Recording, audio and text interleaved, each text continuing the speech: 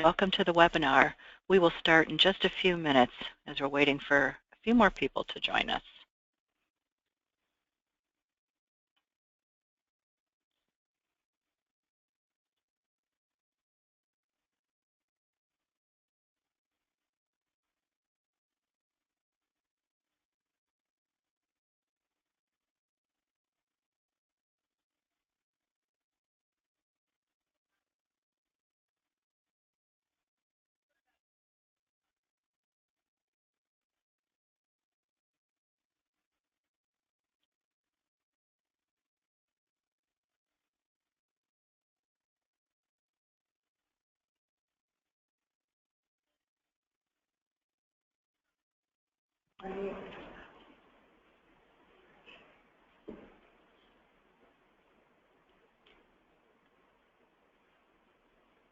So we're at 1:40.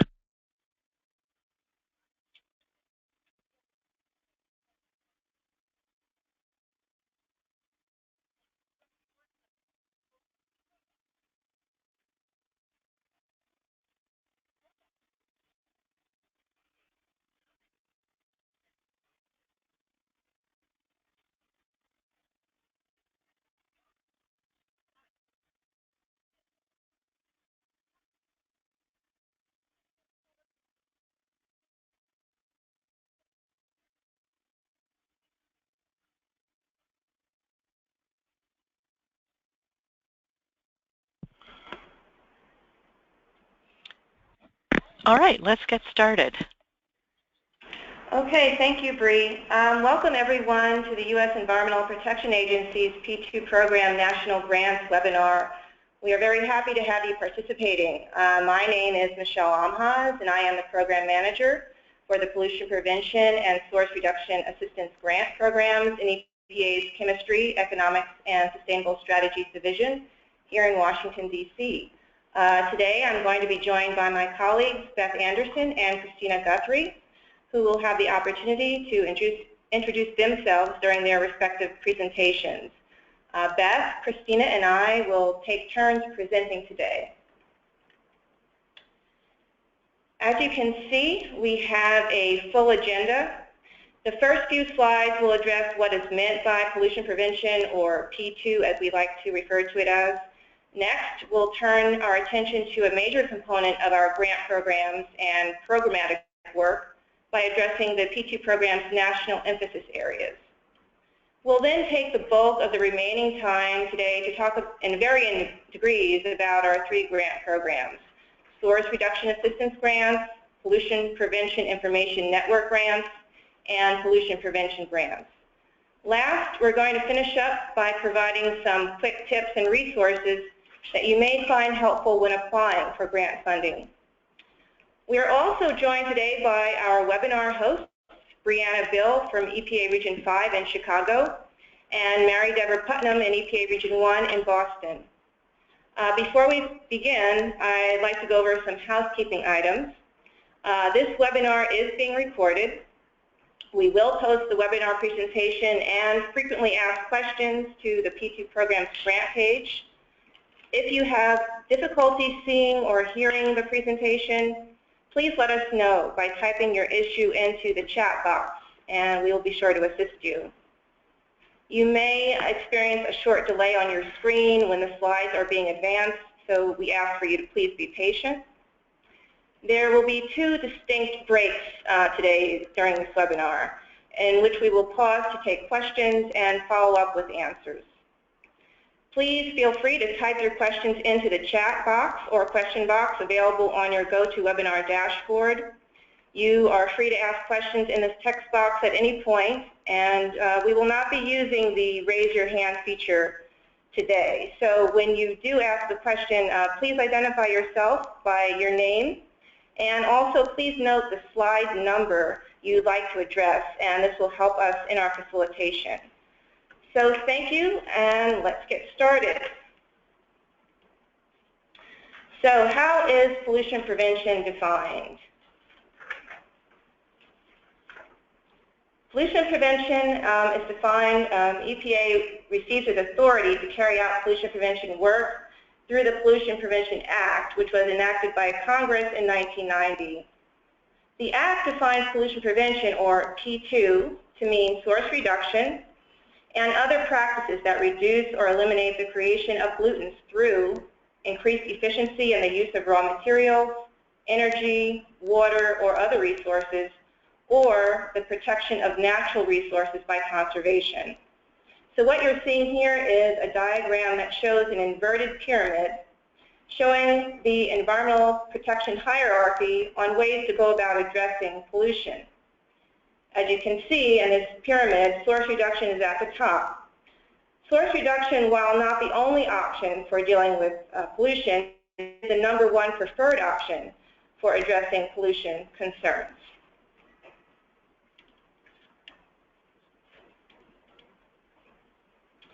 The next slide is why pollution prevention is important. So a significant focus still remains largely on treatment, disposal, rather than on source reduction. And existing regulatory policy does not emphasize multimedia management of pollution. So to address this gap, what pollution prevention offers is cost-effective and environmentally friendly ways and approaches to supply chains, offers information to facility planning operations, and provides cost-effective means to use raw materials. Pollution prevention is also important because it reduces pollution control and liability costs.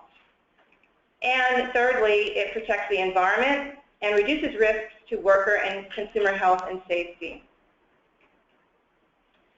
So here at EPA, the Pollution Prevention Program's mission is to prevent pollution at the source and conserve our natural resources. Our work is carried out through voluntary partnerships, recognition awards, voluntary consensus standards, regional activities, and of course through our grant programs. The grants that we issue through this program fund different things, and that goes into technical assistance, training, outreach, education, data collection, research, demonstration projects, and grants also support recognition programs. So how does the program align with the agency's priorities? The P2 program relates to Goal 4 of the 2014-2018 EPA Strategic Plan, which is to ensure the safety of chemicals and preventing pollution. Our grant work plans are required to report on outcome measures. You can see here there are gallons of water reduced, pollution prevention dollars saved, pounds of hazardous materials reduced, and metric tons of carbon dioxide equivalent reduced or offset. The grant programs will continue to address the 3 national emphasis areas for FY 2016 and FY 2017. And to give you a bit more information on those, we're going to talk about these 3 national emphasis areas. The 3 national emphasis areas are, as you can see, climate change mitigation, prevention of greenhouse gas emissions, P2 practices in food manufacturing and processing, and state or community approaches to hazardous materials source reduction. The intent of the NEAs is on the next slide. Basically, it provides us a more focused approach that can better serve the agency's mission. There are links below: coordinating internal and external effort, leverage increasingly scarce resources. It allows us to improve environmental benefits, and it links back to the P2 National Program Manager's guidance. It also allows EPA to better engage with external stakeholders in both environmental and economic domains. And the content development and training and cross-fertilization allows us to improve cross-fertilization with other national and federal programs. Lastly, it improves clarity and effectiveness of P2 outreach or extension. Next slide. So the first NEA, climate change mitigation, aligns with our administrator priority as well. It's addressing climate change and improving air quality. In addition, the regions have had a long-standing investment in energy and greenhouse gas reductions. Next slide. The intent of this NEA is to implement P2 projects that achieve significant, measurable greenhouse gas emission reductions, and energy efficiency through technical assistance to businesses. There are 2 examples below that might help out when responding to the RFP, and there are several more. And we'll show you the website later that will show you the full RFP. Next slide. The second NEA is P2 practices in food manufacturing and processing. It aligns with 3 of our administrator priorities: protecting water, a precious resource, taking action on toxics and chemical safety, making a visible difference in communities. EPA believes that this is an area where great progress can be made in both energy and water conservation. It can also be an opportunity to leverage resources, again, within EPA and with other federal agencies such as USDA. The intent was to implement P2 projects that support sustainable food manufacturing, resulting in reductions of greenhouse gas emissions, water usage, hazardous materials generation, and business costs. Again, there are a few examples on there, but there are several more listed in the RFP. The last NEA is state or community approaches to hazardous materials source reduction. It aligns with 2 of our administrator priorities. First, taking action on toxics and chemical safety. Second, making a visible difference in communities. It also aligns with our office priority, the Office of Pollution Prevention and Toxics, which is integrating pollution prevention considerations into our chemical decisions in ways that maximize societal benefits and advance sustainability.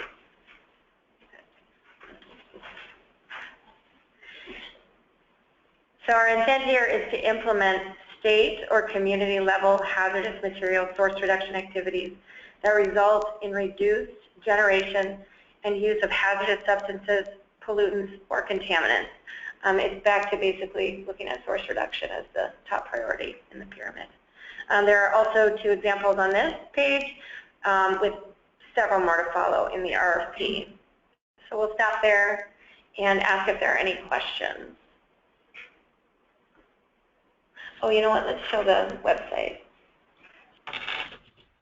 Bree, just so you know, or Tina, there are a couple of folks who are asking for the slides to be paused. I think we may be moving through the slides a wee bit fast. There are no questions at this moment to raise, but I just wanted to point that out. And people who thought that the slides were going a wee bit fast may ask to see a slide or 2 again, so I'll just check. Okay, thanks. So as you guys can see, we've shared our P2 website, and we have a page on the national emphasis areas. And if you can scroll down kind of, I guess, slow. It'll show you the 3 tabs in the middle of the screen, and we've listed several resources on each of the tabs. So hopefully they will be of interest and will help support the process.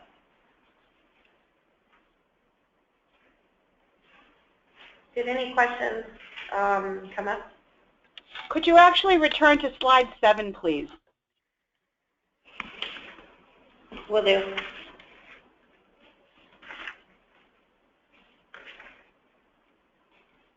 I did get a question. Someone wanted to know if we were only targeting hazardous waste with the pollution prevention grants themselves.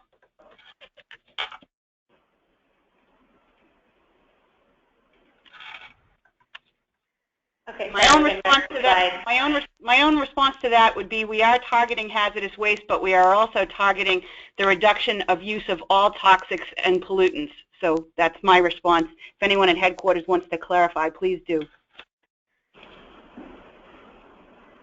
Could you repeat the question again? Sorry.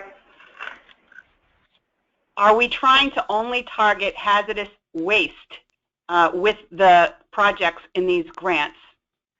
No, there are specific outcome measures that we are targeting, and as I noted earlier, they vary from gallons of water reduced, pollution prevention dollars saved, pounds of hazardous materials reduced, and metric tons of carbon dioxide equivalent reduced or offset. So these are the outcome measures that all of the 3 grant programs are trying to address.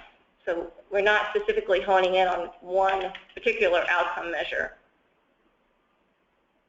But to clarify, one of the folks that has typed in a question wants to know if they could fund a project targeting food composting.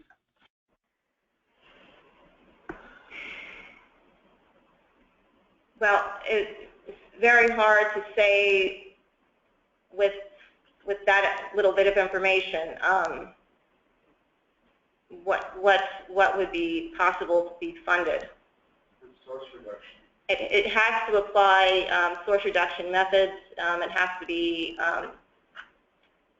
you know, focusing in on preventing pollution at the source. It can't involve recycling or cleanup. I also have a question regarding the match share. Can we account for volunteer time provided by executives from industry and trade associations or allies? Well, you know, I'd like to actually halt the grant-related questions until we go through our grant programs. We're going to discuss that later in the webinar, so perhaps if we can pause on the grant-related questions, we do have time to take questions then. Okay, great. I do have another question about pharmaceutical and personal care products. Would pharmaceutical and personal care products, the usage and treatment by wastewater treatment plants to determine the levels beyond which they would be toxic when released, that should be imposed on communities for treatment plants? So it's a bit of a rambling question, sorry. I think the nature of that project is acceptable, but there aren't enough details, so we can't really comment.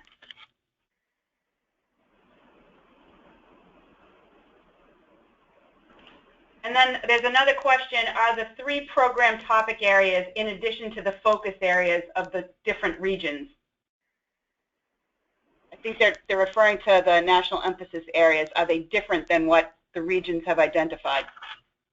No, the national emphasis areas are for all the grant programs, and if the regions happen to provide regional priorities, they're simply an extension of the national emphasis areas.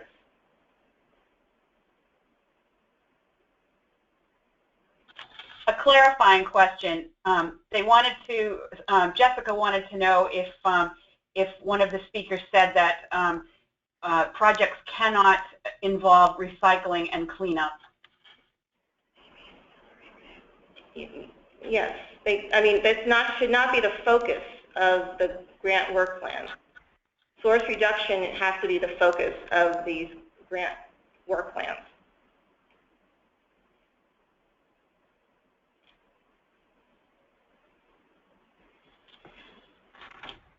And one person, Jessica, wanted to know if proposals need to address all 3 national emphasis areas, or is it okay to address just one?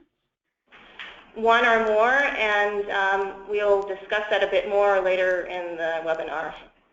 But it's one or more.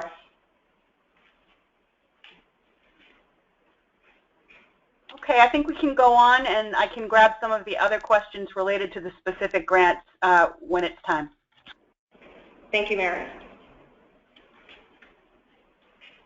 Okay, so I am going to advance to slide number 16. And this will take us to our grant programs. And here you see we have 3 grant programs: Source Reduction Assistance, or SRA, Pollution Prevention Information Network grants, or PPIN, Pollution Prevention grants, or P2. So we're going to start off with the Source Reduction Assistance Grant Program. Because the request for proposals for this particular grant program hasn't been posted yet, I am limited on what I can discuss. But I would like to start off addressing the roots of this grant program, which involves taking a look at the statutory authorities that support it. So you see here several statutory authorities, and each statute provides grant-making authority that allows EPA to issue SRA grants to support single media or multimedia grant projects dealing with surveys, studies, research, investigation, experimentation, education, training and/or demonstrations to carry out pollution prevention work. Now, applicants may address one or more of these statutes. The activities, this is very important, must relate to gathering or transferring information to advance awareness. Proposals must emphasize this learning concept as opposed to fixing an environmental problem using a well-established method. So what I mean by that is a facility replacing its halogen fluorescent light bulbs with LED light bulbs. While this is commendable, is not supportive of source reduction assistance grant funding. But what can be supported with this grant funding is providing grant funding to assess work that will help manufacturers learn about how they can reduce their waste, their water usage, hazardous substances, or reduce their energy costs. So that's a little bit of the program. And now I'm going to turn to offering a snapshot of the SRA grants. And so here you see, again, the purpose of these grants are to promote pollution prevention through surveys, studies, and research, as I noted earlier. The eligibility for this grant program is quite broad. It's open to state agencies, local governments, city or township governments, independent school district governments, state-controlled institutions of higher education, nonprofits, community-based grassroots organizations, federally recognized tribes, and intertribal consortia. The funding is approximately $2.2 million over 2 years, and we're going to address the 2-year element of these grants in a little bit. But just to note here, it would be approximately $1.1 million in FY 2016 and about $1.1 million in FY 2017. The match requirement for these grants is 5%. It is waived for insular area applicants requesting less than $200,000. We estimate that the range of awards will be between $20,000 to $260,000. Again, the grant period is for 2 years, and we're anticipating that the average number of grants per year is going to be 20 grants.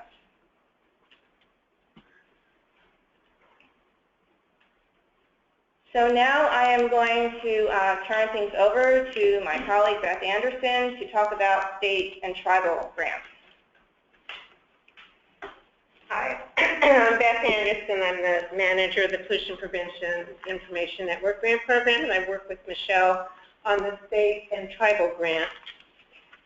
These grants are different from the source reduction grants that Michelle was just talking about. They're authorized under the Pollution Prevention Act that was passed in 1990, as Michelle was saying, and focuses on source reduction. Congress recognized that this approach of source reduction was a multimedia approach to air, water, and solid waste, and that it differed from the regulations that focused on treatment and disposal. So one of the features of the Pollution Prevention Act is to have a grant program to states so that states can provide technical assistance to businesses, provide information to businesses on source reduction, and offer training on source reduction. So the purpose of both of these grant programs is to meet one or more of these activities.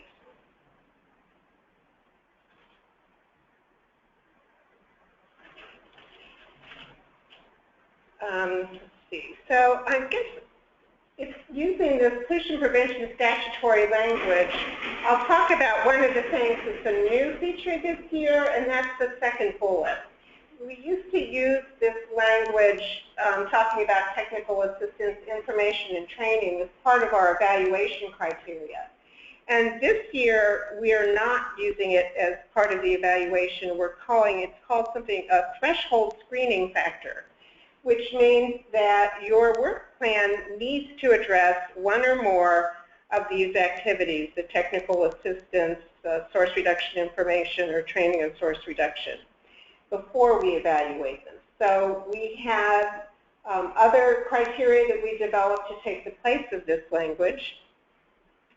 And we'll talk more about that, the third bullet, evaluation criteria. I'll go into it for the PPIN program, and Michelle will talk about the P2 grant program evaluation criteria. And we'll actually be able to show you the request for proposals. Both of these are on the EPA website at this point. And I think we had a question about this last bullet, the regional focus areas. They're all related to the P2 national emphasis areas that Tina was covering earlier.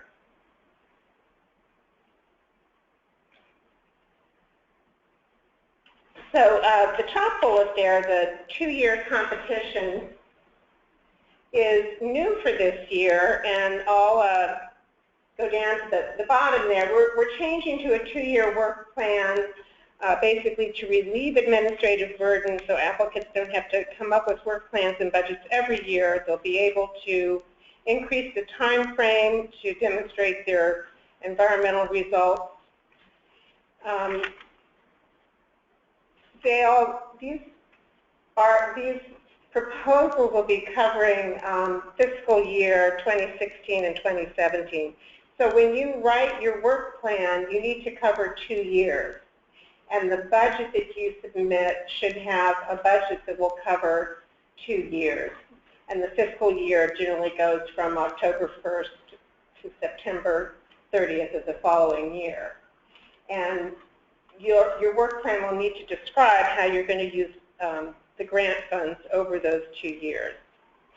What this means is, unlike previous years where every year we've come out with a request for proposals for these programs, we will not be publishing an RFP in fiscal year 2017.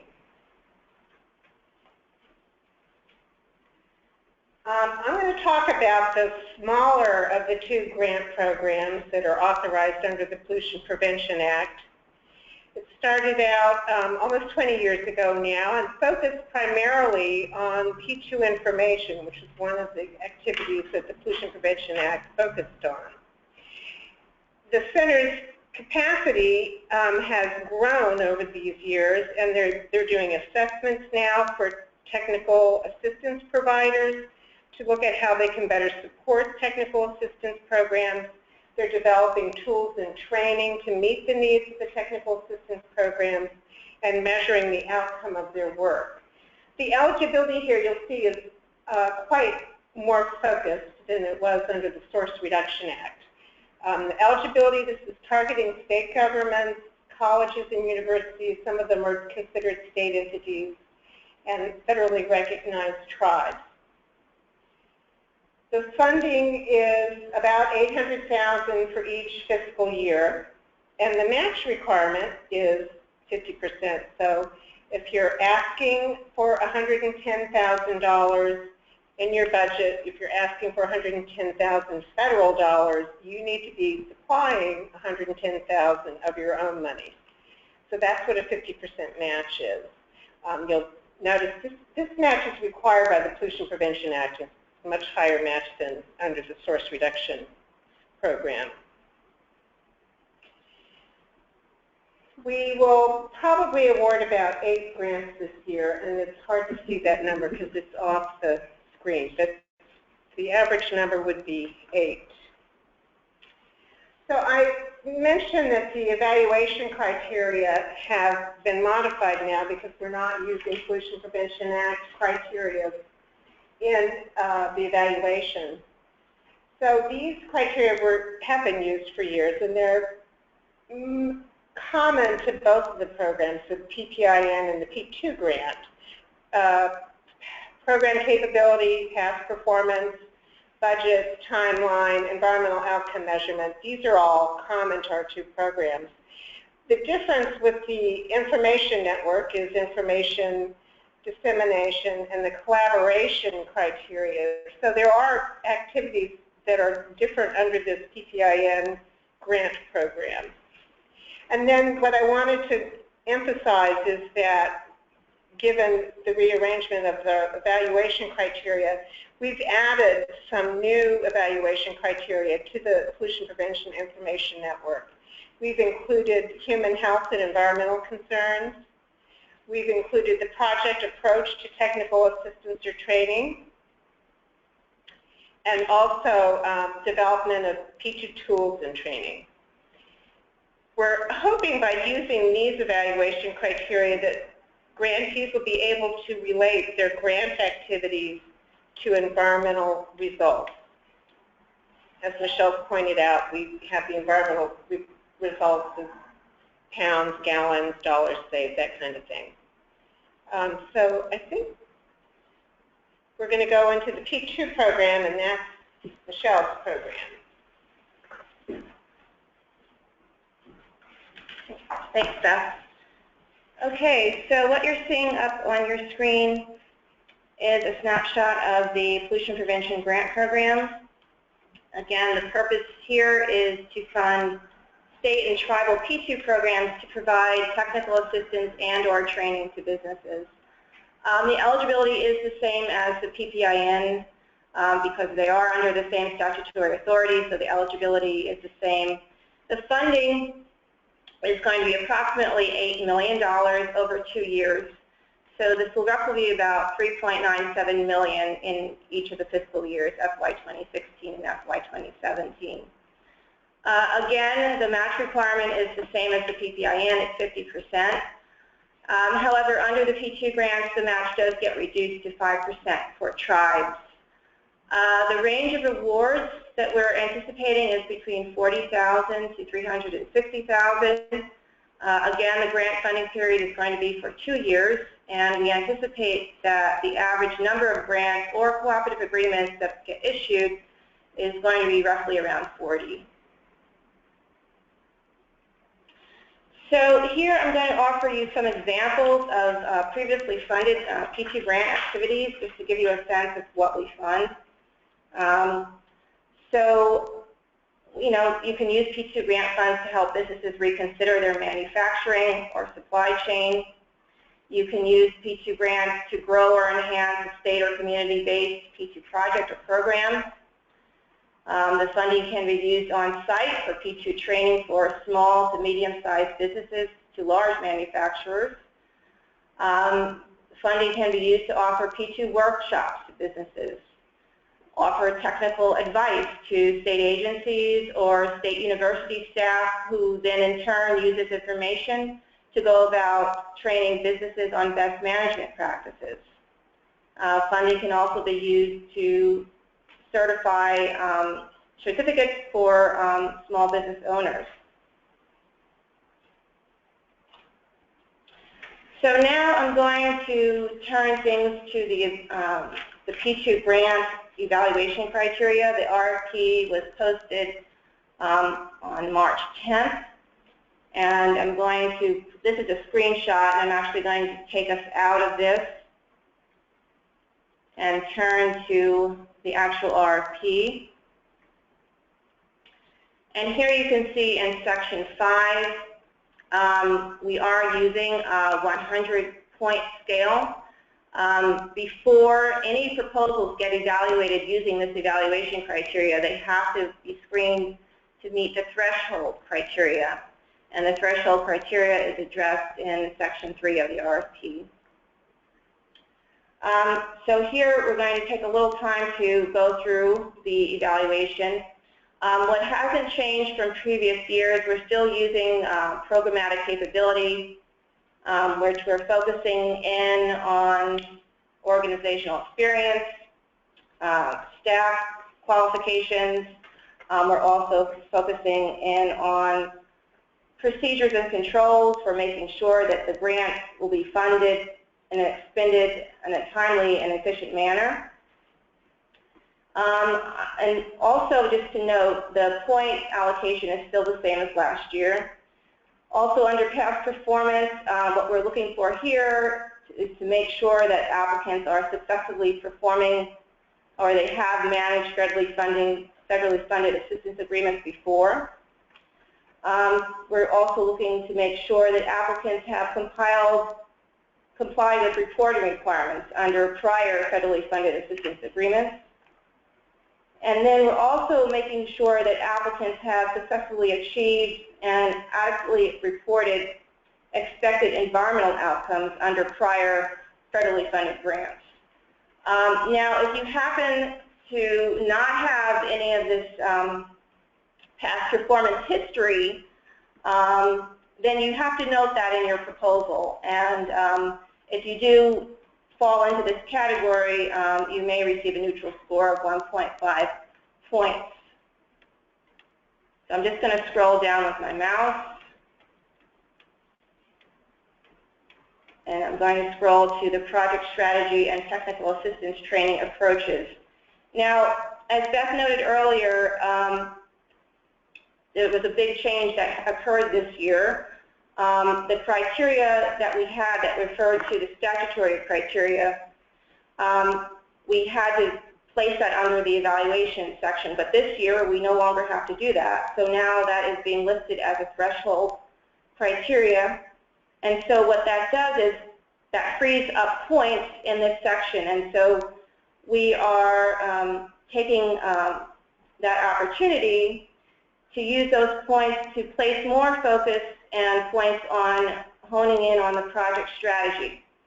So here, as you can see, the project strategy and technical assistance training approaches, what we're looking for is for staff to describe their roles and responsibilities for carrying out the strategy under one or more of the NEAs. And the NEAs, I'm talking about the national emphasis areas, what my colleague Tina Guthrie spoke about earlier.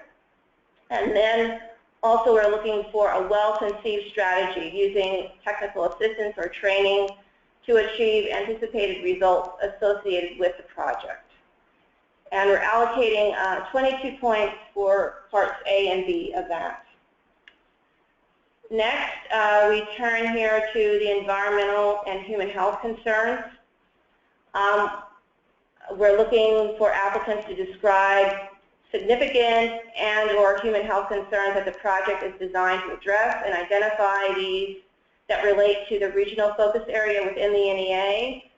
If the regional focus area is not expressed, then applicants should indicate how they address it under one or more of the NEAs.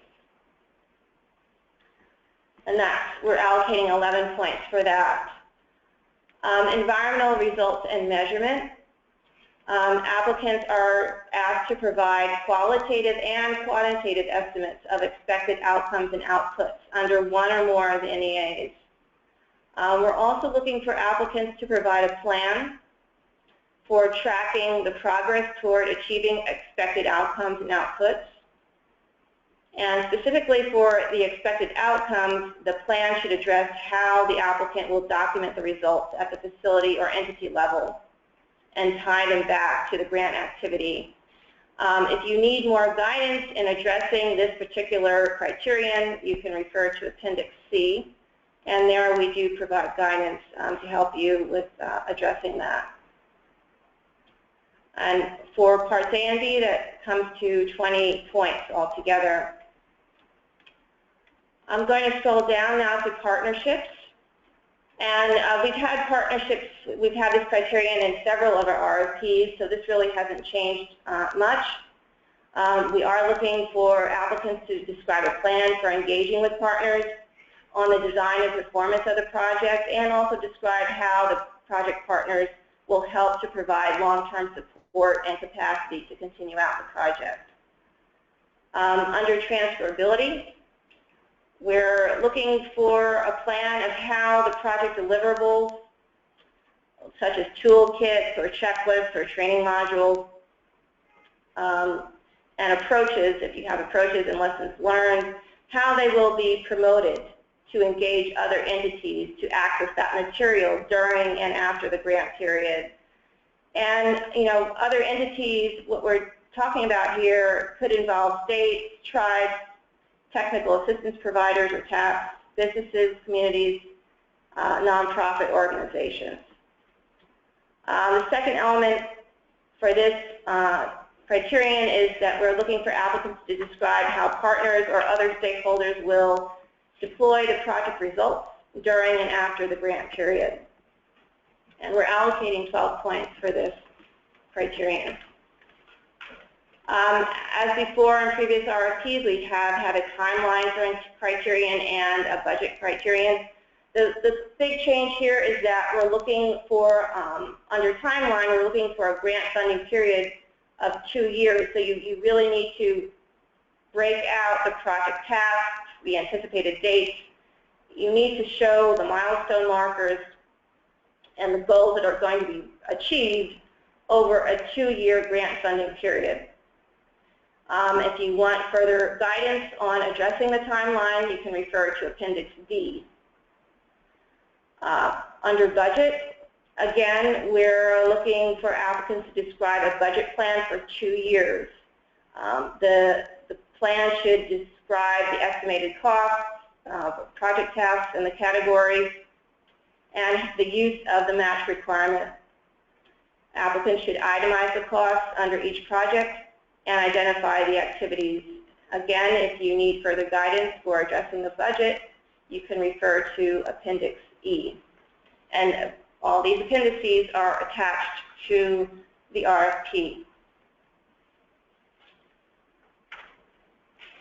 So now I'm going to take us back to the presentation slides.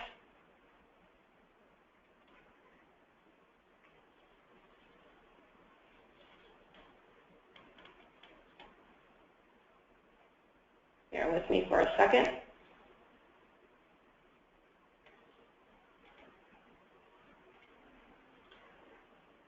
And what you will be seeing on your screen shortly is going to be a slide on grant evaluation, slide number 29. So under grant evaluation, what are the regional reviewers looking for? Now, all the proposals will go to the applicable region, so the regions are going to be reviewing the proposals. The proposal should not be coming, well, for SRA and pollution prevention, the proposal should be going to the regions. So generally what we're looking for, what the regional reviewers are looking for, is to make sure that the applicants are eligible, to make sure that the grant proposal will comply with the threshold program and submission requirements, to make sure that the project is relevant to the national emphasis areas, to make sure that the proposal meets the match requirements, and also for P2 and SRA grants, when you're addressing the evaluation criteria, again, we just went through these, but we're looking for, project strategy, environmental and human health concerns, environmental results, measurement, transferability of the project, etc. Under the PPIN grants, the evaluation criteria is looking for project approaches to technical assistance or training, developing tools and training, information dissemination or collaboration, and environmental results. Just something else to note here, to tease out what is meant by project strategy a little bit more. It's important to explain the what and the how when you're putting together your project strategy to convey your work. So just a couple of notes here and things to consider. Identify when you're writing up or thinking through your project strategy, what is the value added? Who's involved in the project? Explain the actions for generating, measuring, and reporting results from the grant activities. It's one thing to note them, but to really explain how these outcomes and outputs are getting generated and how you're actually going to measure them and record them and track them. It's very important.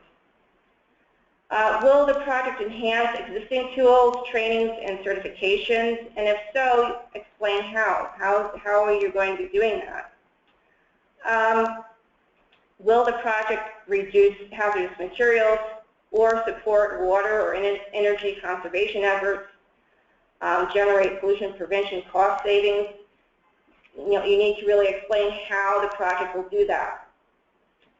And something else to consider, will the activities be transferable to others? Again, that's something in the P2 grant evaluation criteria, and so you need to know, if so, how is the project going to be transferred well after the grant is over? So I am going to actually turn things back over to my colleague, Beth Anderson, to talk about recommendations for grant proposals.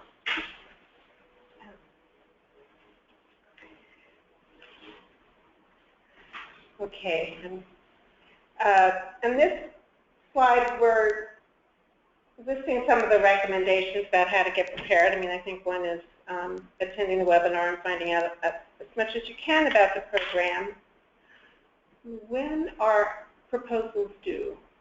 May 9th, Monday, May 9th. Okay, May 9th is when the P2 grants are due, and May 17th is when the PPIN grants are due.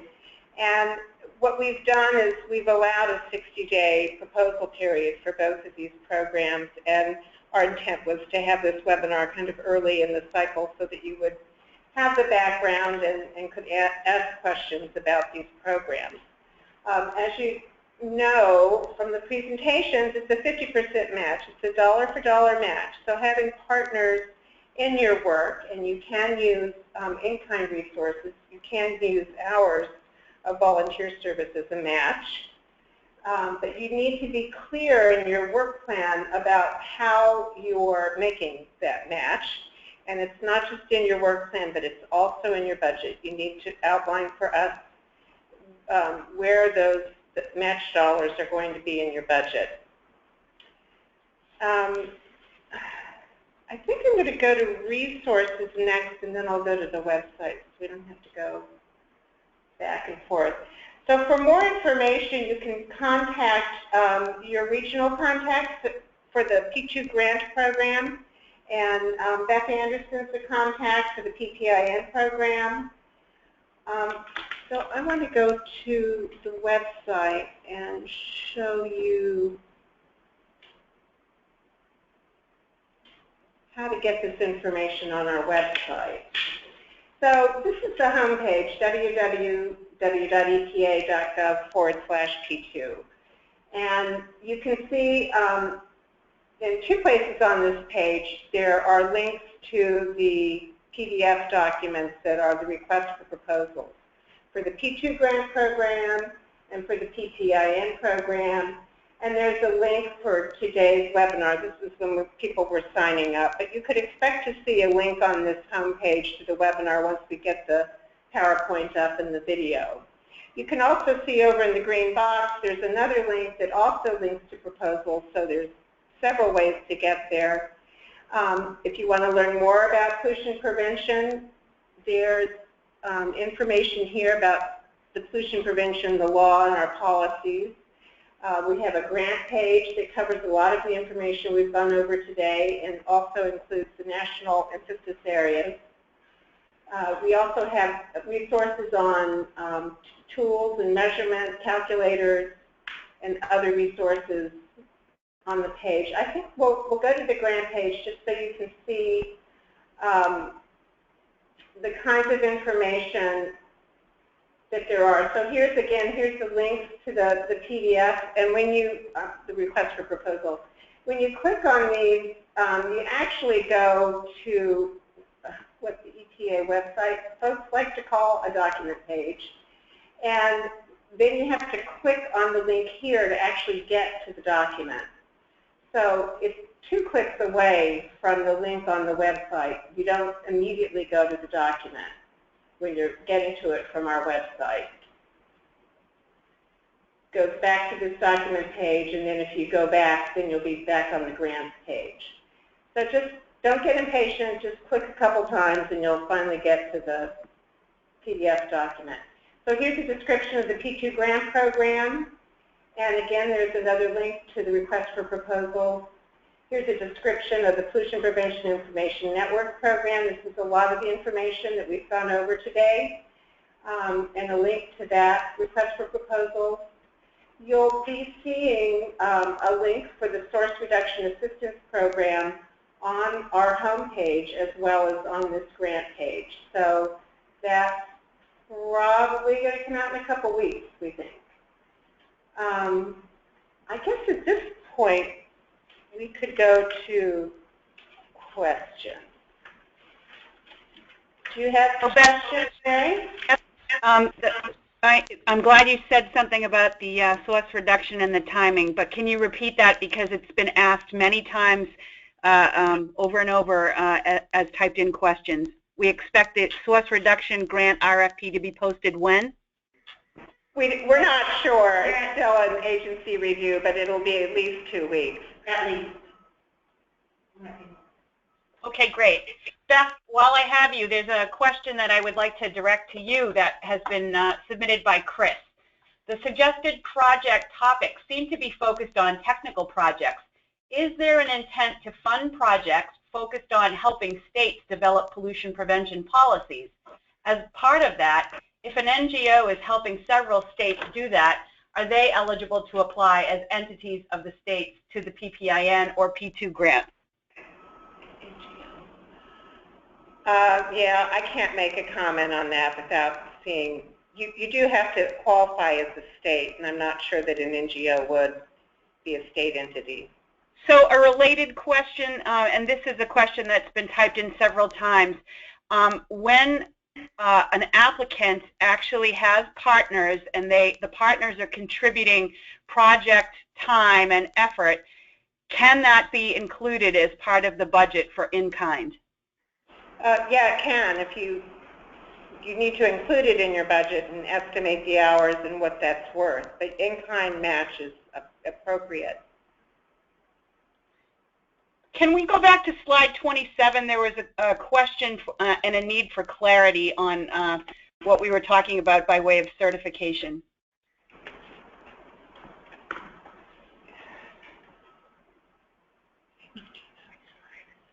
You want 27, Mary? Yes.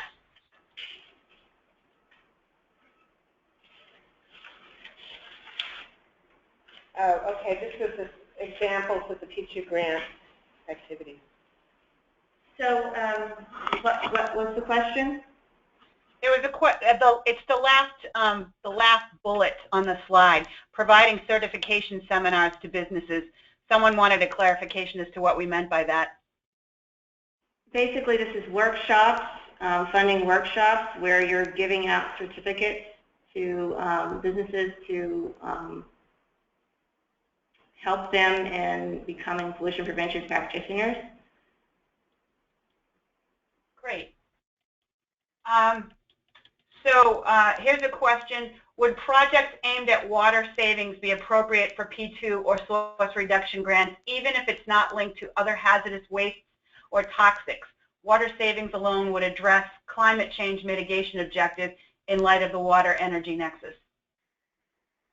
Yeah. Water conservation is one of the measures that we encourage in these work plans. Great. One person, Madeline, typed in, what is the origin of the 50% match requirement for P2 grants? It's in the Pollution Prevention Act that was passed by Congress in 1990. So in describing this grant program for states and describing the kinds of activities that should be supported, the 50% match is in the law. I actually have someone who typed in a question with respect to tribes and whether or not they are subject to a 50% match rather than a 5% match in most other federal grant programs. If the tribe provides, places their funding, if they're awarded a P2 grant and they end up placing that P2 grant within a performance partnership grant, then the match gets reduced to 5%. And coordination has to occur between the tribal program and the performance partnership grant program coordinator at EPA. Okay. Another tribe question comes from Julie. Are Alaska tribal communities eligible under this program? And I think the answer is yes to all three. Yeah, as long as they're federally recognized. Okay, I'm just scanning. How many cooperative agreements are issued per year for the PPIN? The snapshot slide didn't say how many we were expecting. 8. It's on the slide. It's just You can't see it. It's over the EPA symbol there, but the number is 8. For the P2 grants, what is the budget limit or maximum allowed per applicant per year?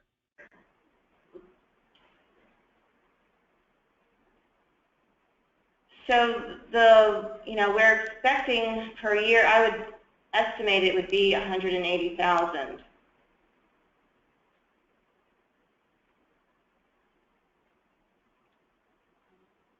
Just want to make sure that I've covered.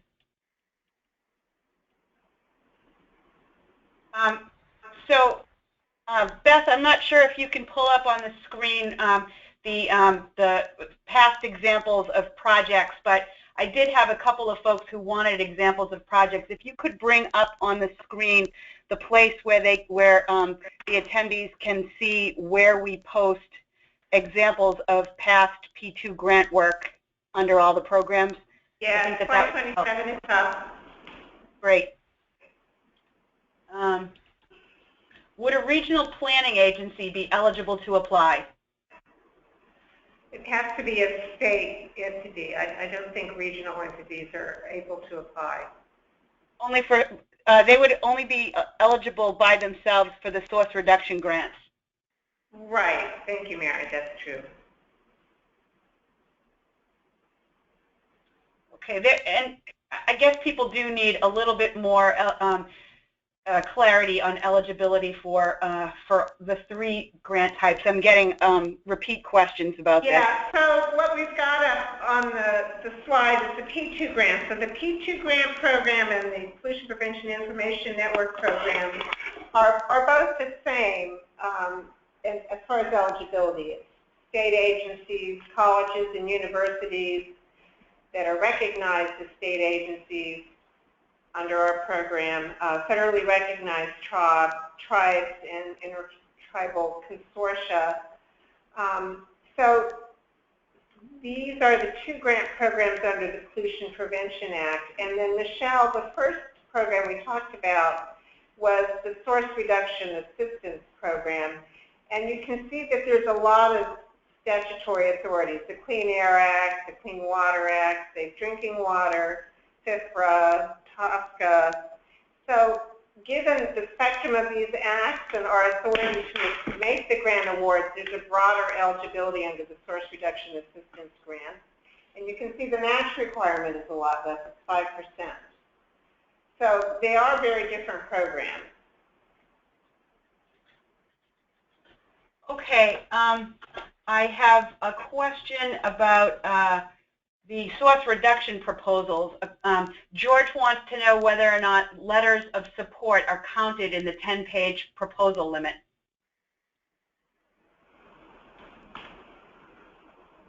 I believe they are not counted, but again, the RFP is not out yet.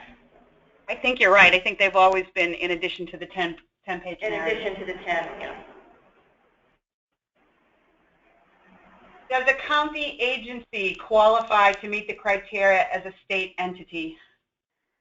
No, it's local government. Right, and so you would only, the county agency would only be by themselves eligible for the source reduction grant. Right.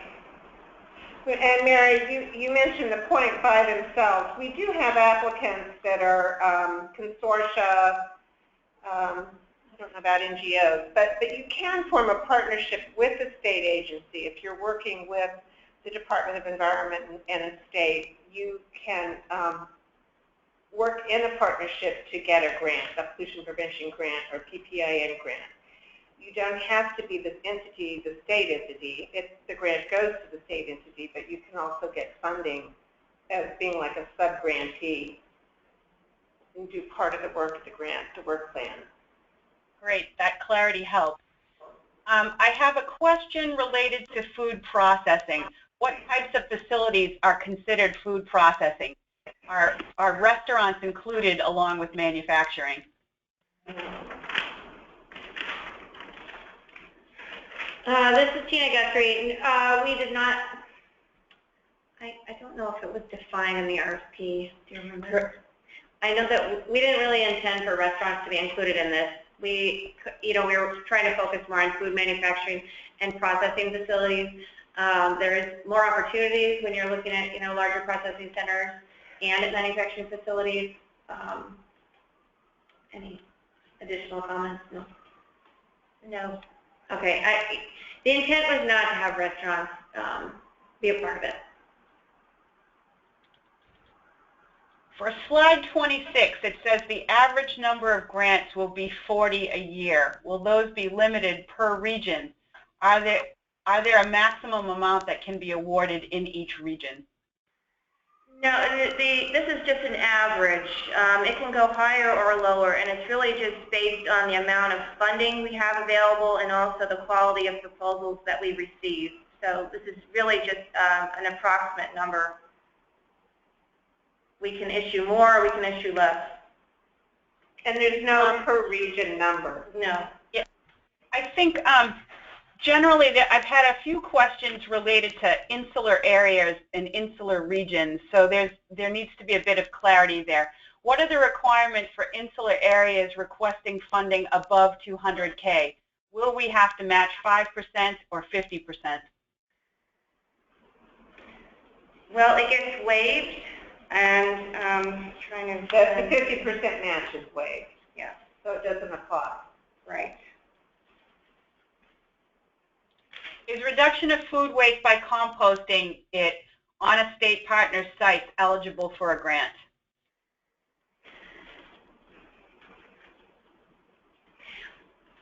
I would say it's a bit like recycling. I think if that's the focus of your grant, you're still at like the end of the cycle. You're not looking at source reduction. So I would say if that's going to be the only focus, I would say no. So that I guess. But if they include reduction of food waste and reducing the creation of food waste as part of the project, then it would be okay. We're trying to avoid the creation of waste. Right. So we're trying to work further upstream in the process. Can different programs, projects from the same applicant be awarded grants? Will they all be considered equally?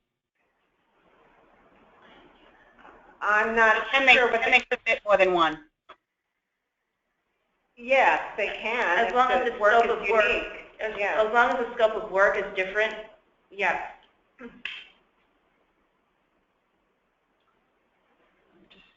Scanning, I'm sorry. Would the applicant need to get a letter of support from a state entity if that state entity is expected to provide guidance on hazardous materials reduction, et cetera? I'm not clear about what the question is there. Well, I think if the applicant is suggesting that they're going to use the state for a part of the activity, then there would need to be a level of commitment from that state entity showing that they, in fact, are planning to commit to the project.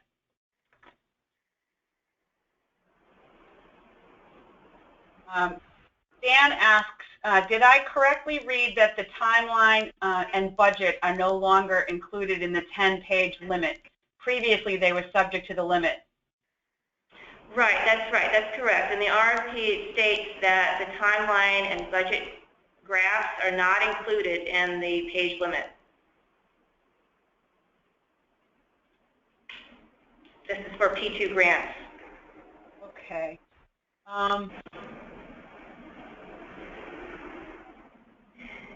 So I'm just scanning. The PPIN slide shows a range of 110K to 120K. Does this mean smaller grant proposals are not encouraged under this program? Yeah, I think that's true. Can the grant be used to expand an existing program, and does any money already invested in the program count toward the match? What program are we talking about? Is this a PPIN or a P2 grant? They didn't provide the details. So I'm sorry, Bill, but we can't comment. I think whatever match you're using really has to be generated during the course of the project after the award during your work plan, so you can't carry something over.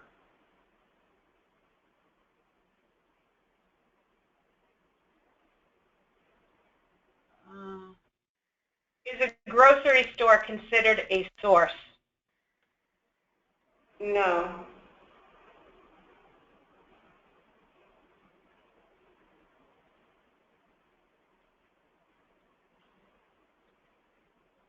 Make sure.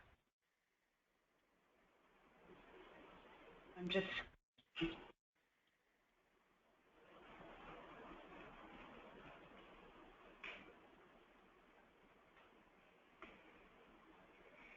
What definition are you using for food manufacturing? So we didn't really define it. Isn't that right, Tina? I don't think it's defined in the RFP as far as what we called food manufacturing and processing. That's what it's called. So in my mind, restaurants were not a part of it, but we were looking for manufacturing and processing facilities. But it would include beverage manufacturers. Absolutely. Yeah. For ask that question.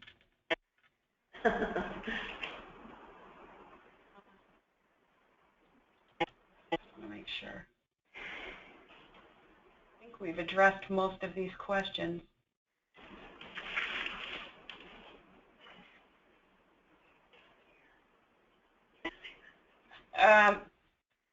So here's a question related to state entities may be in competition with other applicants. Why would they submit a letter of support for a competing proposal? Would they be obligated to offer assistance if another applicant received the funds? No, if there's no letter of support in the work plan, then the state's not under any obligation.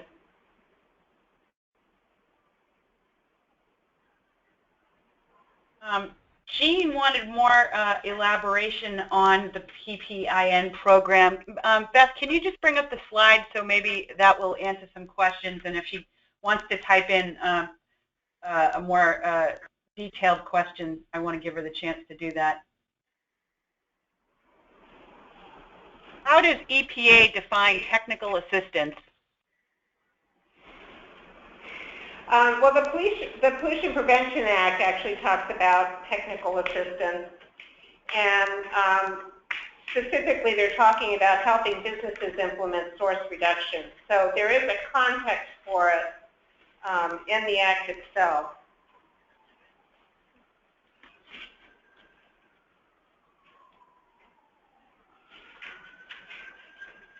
So the Act is, let me get to where that is mentioned.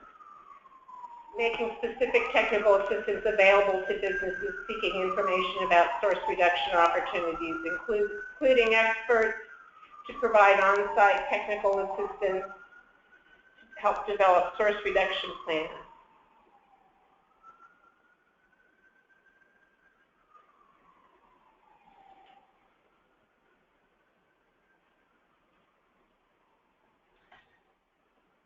I'm going to ask this question. I'm not sure if we can tease out what was really intended to be asked here. Are public benefit programs intended to reduce energy usage eligible? Maybe utilities or state-administered programs.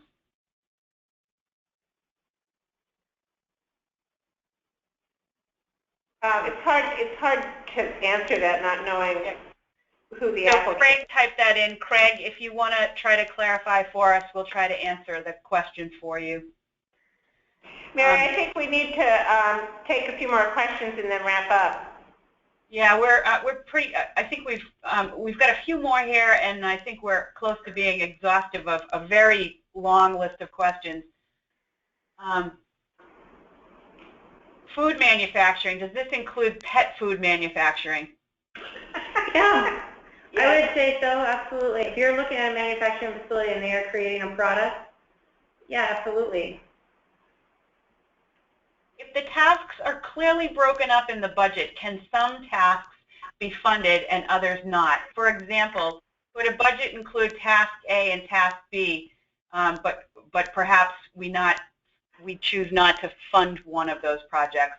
Is it better to include two different tasks in one proposal or submit separate proposals? There is more information in both of the RFPs about partial funding. So they can refer to the RFP for more information about partial funding, but we evaluate proposals as in total for all the tasks that they're proposing, but when it comes to funding, if we're low on funding, we can fund just a task or less than the full work plan. So that can actually give the proposal greater flexibility and consideration. So that might be something to consider as you write up your work plan. Would proposals that focus on reduction of energy use on the part of food processing by using biogas generated from food waste to displace fossil fuel generated heat and energy be appropriate?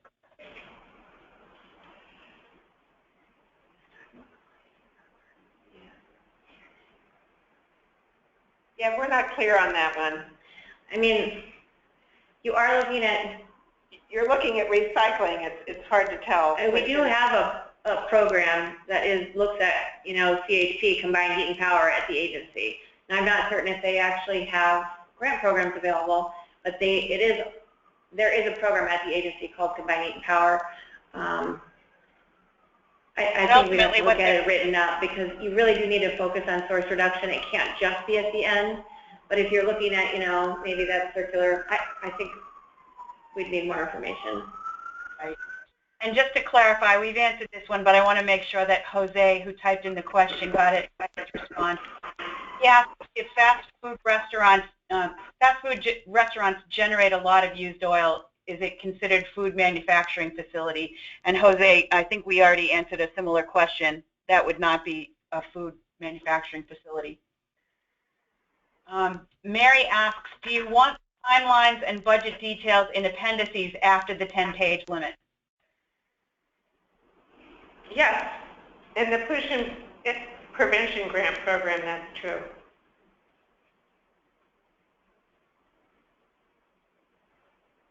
I think we've made it through most of the questions here. I have a lot of repeat questions, so I'm fairly certain that we covered them. But I would like to just let everybody know that in a day or two, the recording of the webinar will be made available and a link to the slides. We will also make sure that we have answered all the questions. We have a recording of what you've typed in, and for the most part, we have a recording either verbally or the typed in responses. There may be a few questions that we did not respond to, but we will. Michelle, I turn it over to you or Bree for concluding the webinar. Okay, well, I would just like to say thank you all for participating in our webinar today. And on behalf of all of us at the P2 program, we really do appreciate the time you spent with us and for your participation. As Mary just noted, we will be posting things on our P2 grant page, so please periodically check that page for updates. Thank you so much.